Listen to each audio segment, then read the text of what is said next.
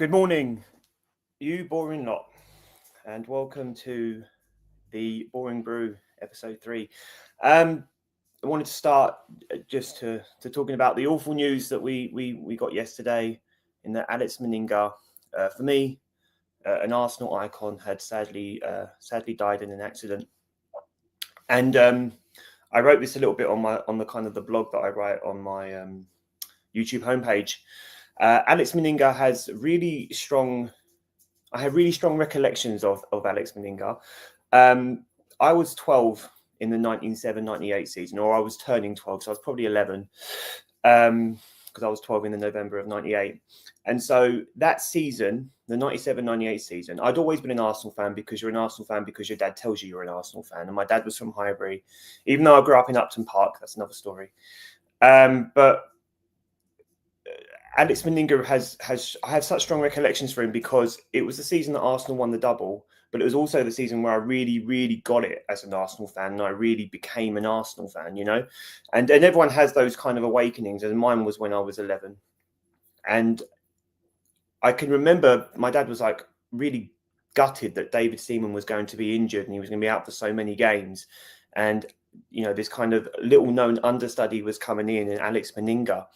And in fairness to him, he went on a bit of a generational run, didn't he? I think he kept 6 clean sheets in 7, which was like remarkable, really.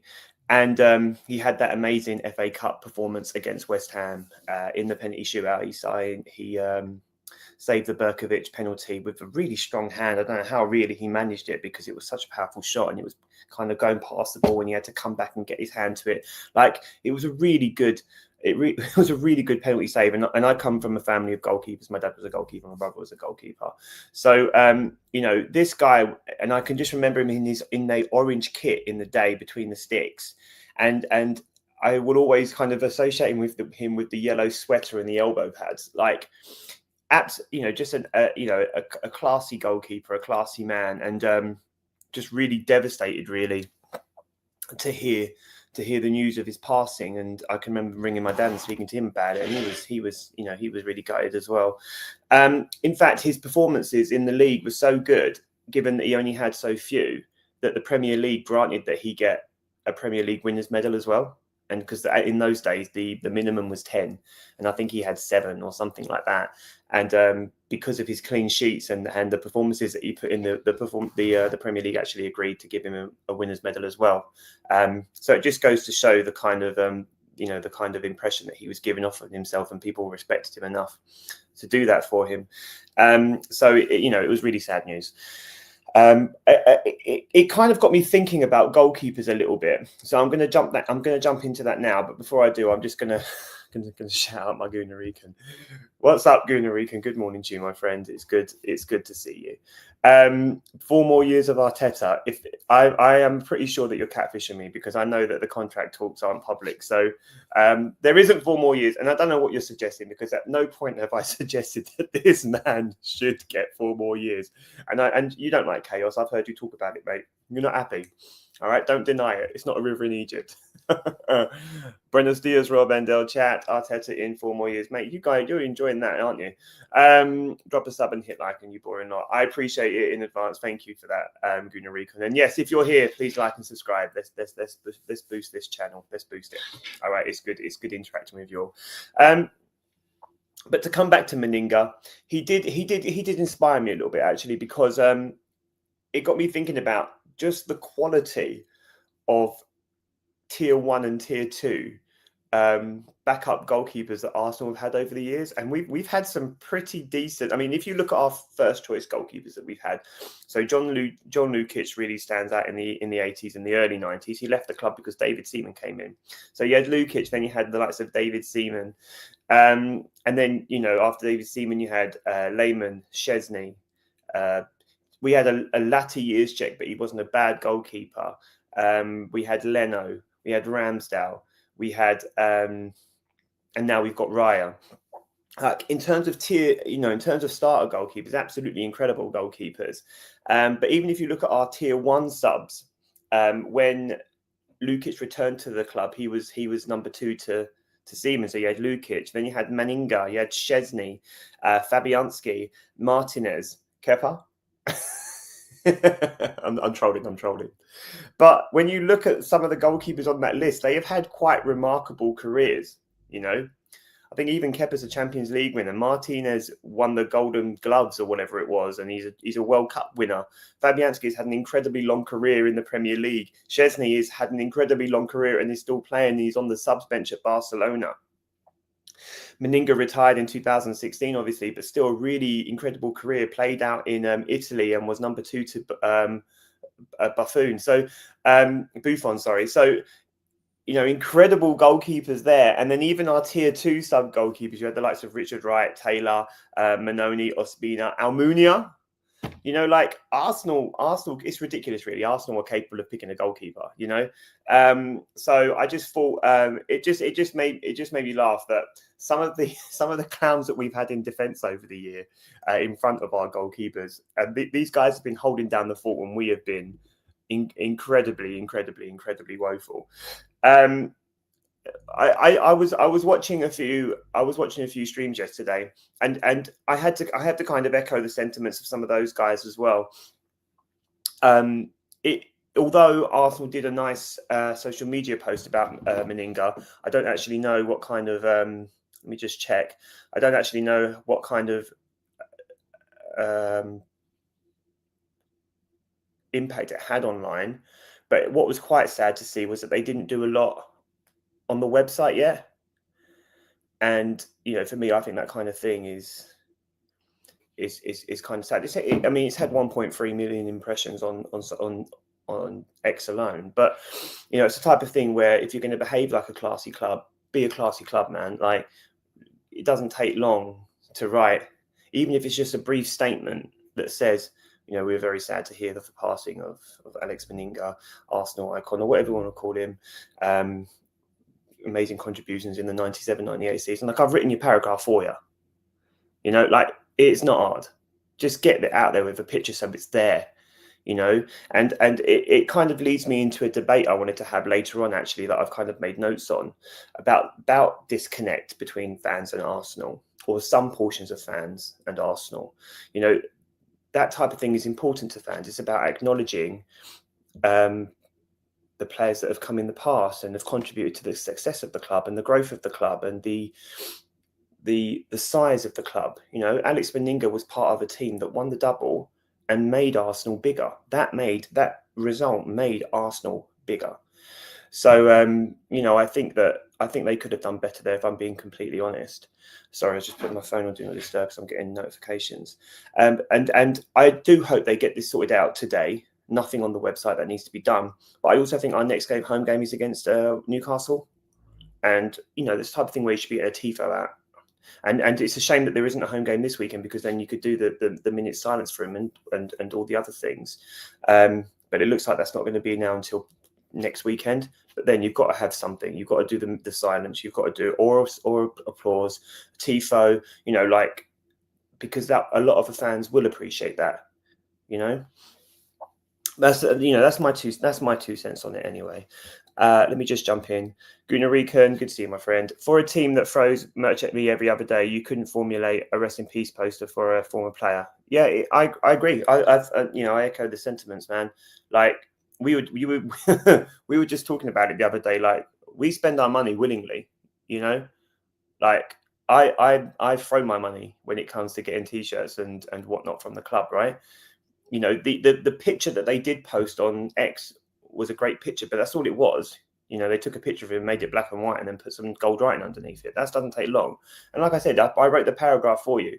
Like, it don't take long to do. It's not a hard thing to do. So I just hope that there's going to be. I hope they're going to do better, because they need to do better. But we'll see. We'll see. It was really sad news for me, and I guess that there is an element now that I'm in a different generation to a large portion of I'm different to a large portion of younger Arsenal fans who aren't going to remember Manninger and all of those types of things. But I don't think you shit on your history. They didn't do that for Reyes, you know. They didn't do that for Kevin Campbell. So I just think they could have, I think they could have done better. I'm going to talk briefly about City. I'm actually, I actually kind of had fun with this. I can't lie. I played around with some 11s, but I suppose the first thing, Gunnar, you've spoken a lot about it. Then, what approach would you like to see? What would you like to see from Arsenal? Because I think we know what we're gonna get, which is going to be pragmatism, defending deep, playing the ball around the goalkeeper, and then looking for something on the break. So that's what I expect to see. I would like to see Arsenal be braver. You know, like Man City are favourites anyway. So you go there and lose, you were kind of expected to lose. I'm talking broadly, right? So is it worth dying on your sword, or is it worth going for it? I'd like to see Arsenal be a bit braver. I did play with a setup. I have played with a starting lineup that I think will do that. So, and I think what I would like to see and what I'm going to get are going to be two different things. Let me just come back to this Manninger point quickly. I never saw him play. I know much about him, but I know he put on the shirt and helped us win trophies. He deserves something, of course. I know you're a little bit later. But let me tell you, man, go back and watch the highlights of the penalty shootout between him and when he played against West Ham in the FA Cup replay. Honestly, just incredible. So yeah, go back and sorry, sorry that you jump in just as I'm saying. I'm just talking about the Manninger penalty shootout performance against West Ham. So I'm sorry that you just jumped in on that moment, Mr. Dadjar Job, because I know that's gonna. Do you know what? There were some names in that West Ham penalty shootout as well, wasn't there? Berkovic was there, Samasi Abu was there, Steve Lomas, Frank Lampard. Like, you know, that was a decent lineup for your penalty shootouts. Didn't get the job done because Mr. Manninger was doing all of the things. But yeah, so I'm just gonna come back to what I think what I would like to see from Arsenal, and what I think is realistic. So I didn't actually do a picture for this one, so I'm kicking myself now. But I would have gone, or my starting 11 would be Raya, Mosquera, Saliba, Gabriel, and Hincapié. I just think we're going to have something defensively. But then I would have gone just Rice in the six, just Rice. And then I would have Eze in the 8 or 10 switching out, and then an Odegaard or someone. So someone else to go there. But I wouldn't necessarily be playing Havertz there. So an Odegaard, an Eze or an Odegaard type, you can choose, right? And then I would be playing Dalman on the right, Nelly on the left, and Gyökeres up front. That's personally what I would like to see. I think it's a little bit more attack-minded. I think it gives us 2 8s. I don't think Odegaard's going to be fit, but someone in that oik playing those positions, make Rice the anchor because he's obviously going to play, and then have Eze and Odegaard kind of interchanging as deep line playmakers. But I just don't think that's going to. I don't think that's going to happen. I think that's too ambitious. So, you know, I think we're probably going to see something that looks a little bit more like this, right? So I think we're going to see something more like Ryan, Mosquera, Saliba, Gabriel, Hincapié, Rice, Zubimendi, Dalman, Eze, Nelly, and Havertz. So I think that rather than going for it, he's going to play two sixes essentially, with Eze in the 10, the creative spark. I think he'll have to play Dalman, which I think will be good, but I think it could put extra pressure on Mosquera. And then I think he'll have Nelly and Havertz as a target man to hold up the ball and bring in the wingers. Really, that's kind of what I think. I think we'll see from this game. I think it's predictable, and I with the exception of maybe Dalman, but it does concern me because I'm just not sure if it's going to be imaginative enough to get the job done against City. Let me just jump in the chat real quick. Right. Alex Manninger was a fantastic keeper. Always remember him during the FA Cup game at Upton Park, where he was wearing a bright orange JVC keeper's top. That's the one, the very one between the sticks, and he makes that save against Berkovic. I can't remember who took the last penalty. It was Samasi Abu, wasn't it? And I don't know if he got a hand to it, but he did push it. He did go onto the bar, so it looks like he pushes it onto the bar. How I remember that, I don't know. That's because it was quite an iconic moment, to be fair. Like, no one expected this guy to be able to really do much, and he came in and he was incredible for Arsenal. The question, Rob, are you going to bottle it?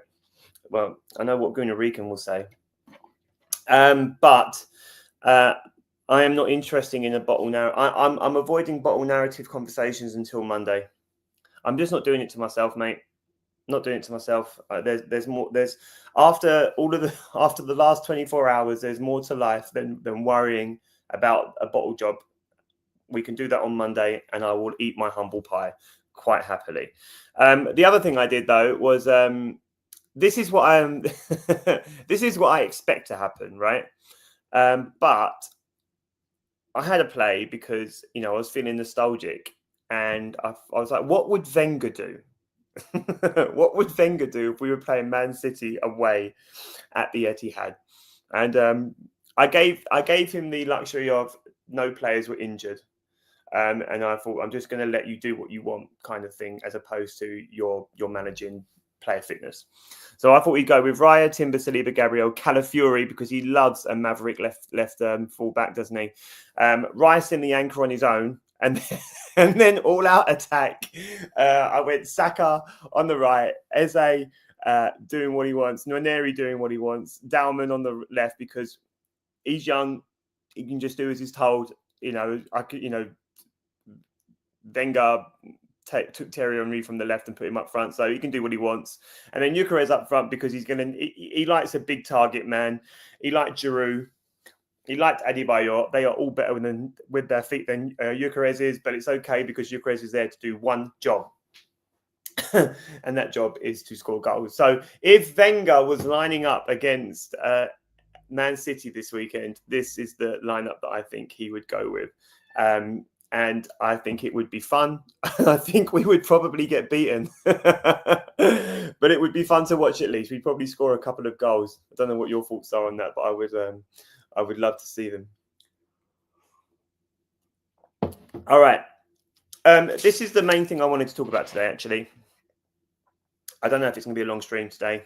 I've got some things to do, but this one I thought was quite interesting. And it actually came from watching a stream last night. I was watching the Bruised Banana. Shane was on it, or a Shane show. And, there's some great panelists on there as well. But they're all older, from what I can gather anyway. From what I can gather, they're all older than me, right? And so they had very different experiences and feelings about the club to what I do, in the same way that someone who is 10 years younger than me and then 20 years younger than me are going to feel very differently about the club. And it got me thinking, it does feel like that there's a bit of it does feel like there's a detach there, right? And it got me thinking, does Arsenal have a bit of an identity crisis? It might be a stretch to say that, but I don't think it's a stretch to say that people are feeling very out of sorts with the club and maybe in a position where the club isn't looking at them with best interest. And I think that's probably quite a reasonable thing to say. And a prime example would be with Alex Manninger yesterday. A lot of fans who were like me, 11 in the 90s, or fans who were as old as the 30s in the 90s, right? We're going to be looking at and going, where is Alex Meninger's flowers, right? And these are the kind of trade-offs that I was kind of thinking about, right? So and these are kind of like oppositions. So Arsenal over the last 30 years, since the 90s, since 96, 30 years, it's very much changed from a people's club or a club of the community to a global brand, right? And I think there's obvious pros and cons to that, right? The bigger the club, the bigger the name, the bigger the opportunity, right? And you only have to look at Liverpool, Man United, Real Madrid, Bayern Munich, Barcelona, those types of teams, and look at their global footprint. And so I think that is probably quite inevitable. Like, it's inevitable that people are going to look at that and be like, why aren't the club looking at me anymore? And I suppose the one of the things that kind of stands out to me is I've been reading Fever Pitch, and you know, you get that impression from the book. It's a club for the people, of the people, right? And even Nick Hornby felt like an outsider going to watch Arsenal games because he wasn't from the area. He wasn't from Highbury. And so, you know, I can kind of see how people of a certain age will feel like the club has left as abandoned them for this kind of global, sexy kind of rock and roll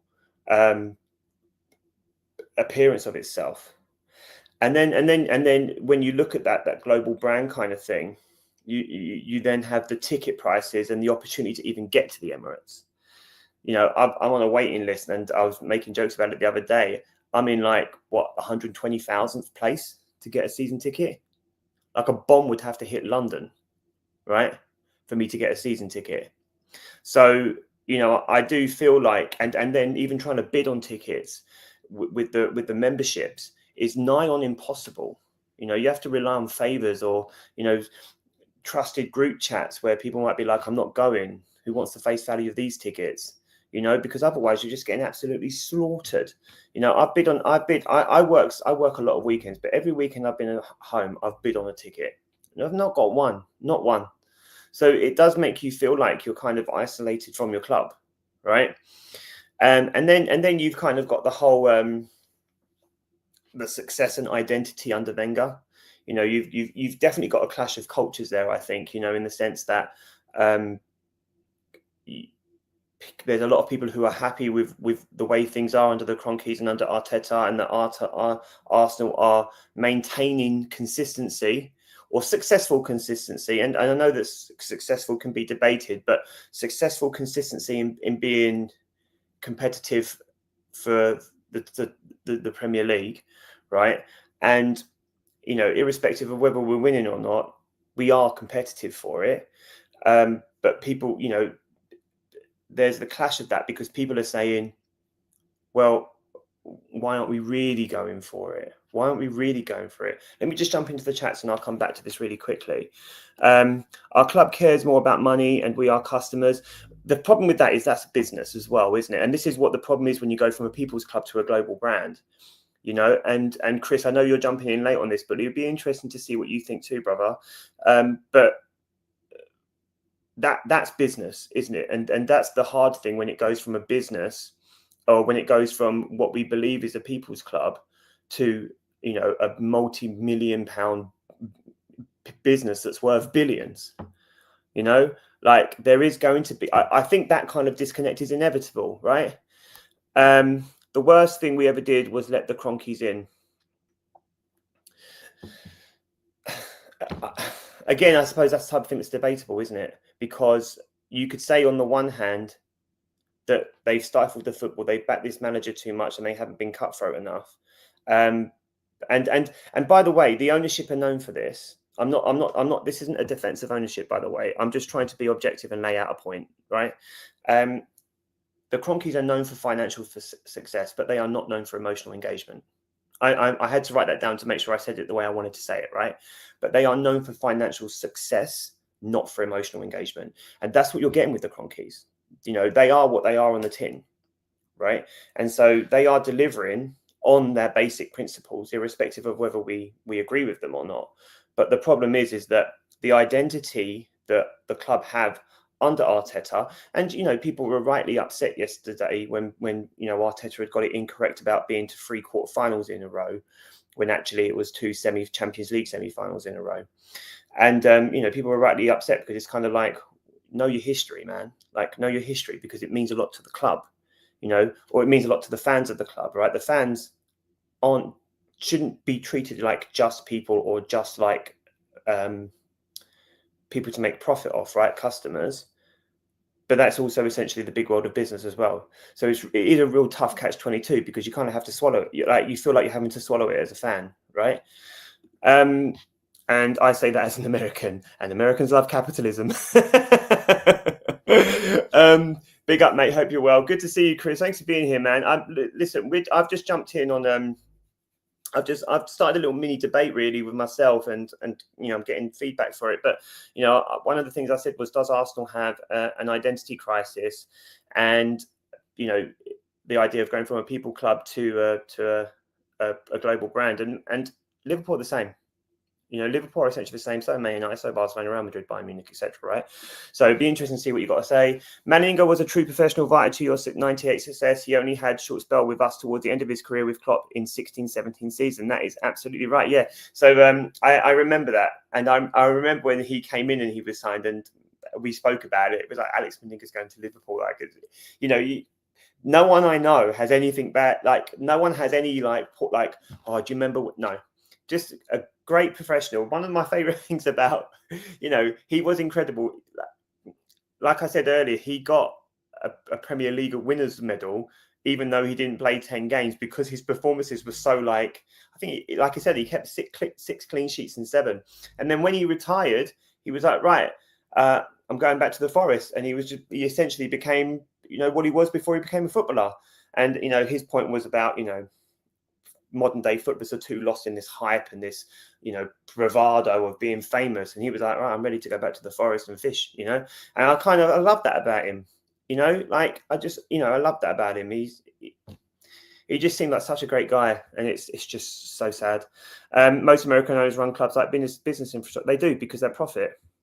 And I do think that the Cronkies have done some positive things, because they've you can't say they haven't invested. You can question the investment, but they aren't choosing who's being bought, right? And so they have, irrespective of whether you think they should be backing Arteta, they've given him £1 billion, you know. But this is where I think the trade-off is important, because you have, I feel like you've got like an older generation sway on this and a younger generation sway on this, right? And I feel like I probably gear towards the older. I think I identify more with the older generation on this, right? I'm nearly 40, right? So I'm 40 in November. But you have the idea of tradition versus focused on the now, and I think we saw that this week, right? You have the tradition of the club focused on the now. And I think you have the tradition in the likes of Alex Manninger not being rightly celebrated on the website, right? And I just checked to see if they have updated it. No, it's still Martinelli. But you have that, and then focus on the now with Arteta making a bit of a rookie. It's a rookie mistake to make, isn't it? Like, you can't just kind of be that dismissive. And then you have like the emotional connection of the fans. And I listen to a lot of streams, and there's a lot of streams where I listen to people and I don't agree with them, but I can't doubt their passion for the club, right? And when you watch some of the younger streamers, and this is a general kind of observation, so please don't think I'm just kind of saying that young streamers are this and old streamers are that. But when you look at some of the younger streamers, and you're like, it doesn't feel as authentic, and that's a general observation. Maybe I haven't watched the right streams. I have always said I've found more in common with the people I disagree with on here than the ones I do agree with, you know. And I think that sometimes some of the people that I do watch are misplaced in what they say, but I can't doubt the passion that they have for the club either, you know. And then, you know, when you look at the younger generation, I think there's this emphasis on the players that they're bringing in, and it's all these names and whatever. Where a lot of the time, people want players to come in who are going to play the system and do well for the club, not necessarily, you know, people who are going to come in and be, you know, these superstars. And I do think that players like Aubameyang, they did great for the club, but did they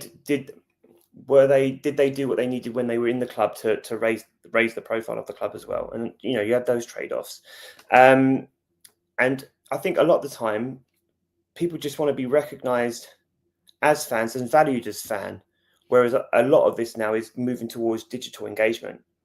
And so you're getting, you know, these TikTok things, you'll get anything on TikTok, you've got social media in general, X, but then you've also got the new things that are coming through on the Arsenal app. And, you know, a lot of people have rightly criticized them, the dating show, right? It's cringy, right? It's cringy, right? But a different generation, different people are going to enjoy different things. And it just feels like I can see why people would feel like disconnected, because what's there for them? You know, there's a Charlie George documentary coming out on the Arsenal app. They should have started with that. That's what they should have led with. A Charlie George documentary. Yeah? You want people to back you. Start with the people who have been there for the longest. Get the Charlie George one out first. Not some dating show that no one's going to care about in a year's time, 6 months' time, 2 weeks' time. Unless it's being parodied. Of which I've seen many. You know? Let's see what we've got here. As a Latino, I love the passion and flair of the club. The fans are the lifeblood of the club. This is why I love Sevilla. Yeah, and look, Arsenal played what we probably describe as sexy football under Wenger, but it hasn't always been like that. And I'm not suggesting that all the football that Arsenal have ever played in their history looks like what we're seeing right now. Right? I am not suggesting that. Like, George Graham's football is better than what we're currently seeing, right? But it's not always been like that. But Arsenal have always been an attractive club. I don't like Arsenal have always been attractive. Maradona wanted to come to Arsenal in like 82. Right? Arsenal have always been an attractive club. The only reason the Home Office wouldn't grant him, whatever it is, permission. So it's not like Arsenal have never had the ability to pull players, but there has definitely been a change. You could definitely recognise a change in the profile of the club over the last 10 years, and not all of it is good. The new Arsenal app sucks. I don't know. I'm about 50-50 on it, I think is the best way to say it. Like I said, I would have started with the Charlie George documentary. That's what I would have started with. I quite enjoyed watching the Martin Odegaard documentary. It was quite interesting to see a little bit more about him as a kid and his experiences. But for me, I would have been going with Charlie George. Like, how could you not go with Charlie George? I just don't get it. Have you noticed that Mikel never pays homage to the players and managers before him? Pure ego and arrogance. Yeah, that's odd. I can't defend that. I'm not going to. It does seem it's an odd one. Yes, I meant I meant work visa. Thank you for that. And it's good to see you, Brian. Relegation to world champs. I haven't seen you in the chat before, so thank you for being here. And while I'm saying hello to you, just a reminder, please, if you are new here, please like and please subscribe, because it'd be good to have you here. What team do you support, Brian? Are you when you say to world champs, does that mean that you're not a Chelsea fan? I don't know. Let me know. But yeah, it does seem odd that he doesn't talk about them. But then I don't know how many times I suppose has he been directly asked? I don't know. I don't know. It's an odd one, isn't it? Done that one. Thank you. He won't say Arsene Wenger's name. Arsene Wenger bought him. Put some respect on his name, Arteta. Came in with Per Mertesacker, came in together, won a couple of FA Cups. But yeah, it's an odd one. I don't get it. And all right, so Brian's been around before, yeah? Oh, okay, cool. Hope your mum's okay, Brian. Is that a thing? Well, anyway, respect you both. So yeah, I mean, look, I feel like I've said some things, right? So, I've talked about community versus corporation, tradition versus modernization, and then expression versus control.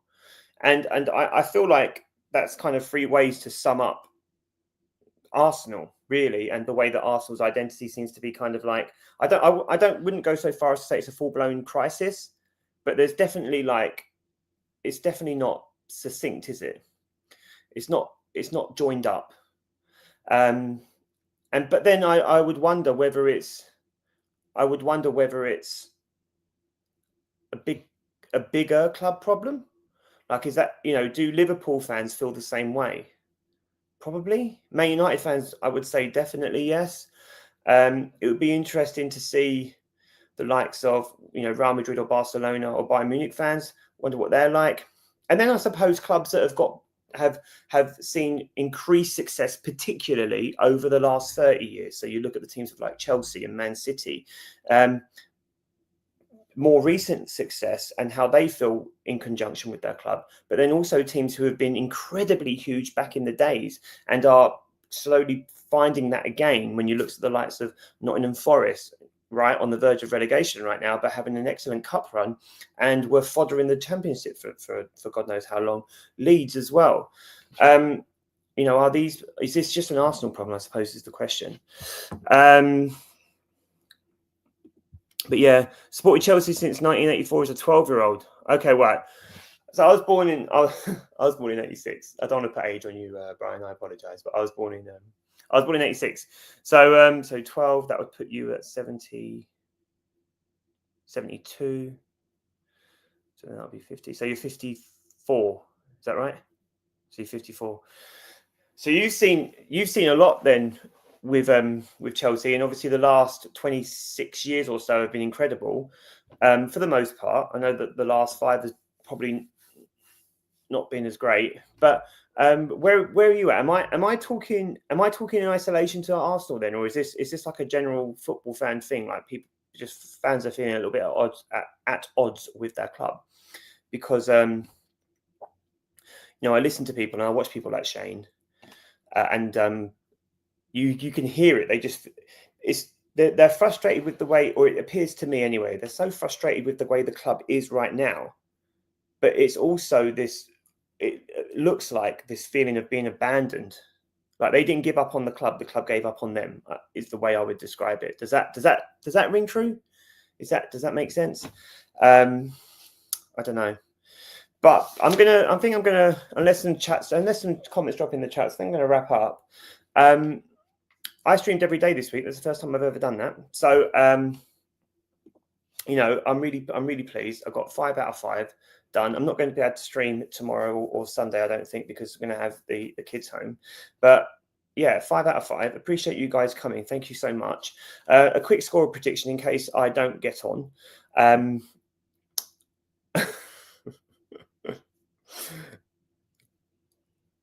The heart speaks different to the brain. So I'm going to go with the heart. So that means you know what the brain is saying. But my heart says we are going to get a Sylvan Wiltord repeat at the Etihad, and we're going to clinch it, and it's going to be Trossard. That's what I'm saying. All right. and if you don't like it, you can go and scream at it in a field. All right, because I'm not interested. All right. But I appreciate you guys being here. Thank you. And I'll be streaming again on Monday, where you can sip my tears, man, because we know what's going to happen. All right. But I appreciate you guys. Thank you so much.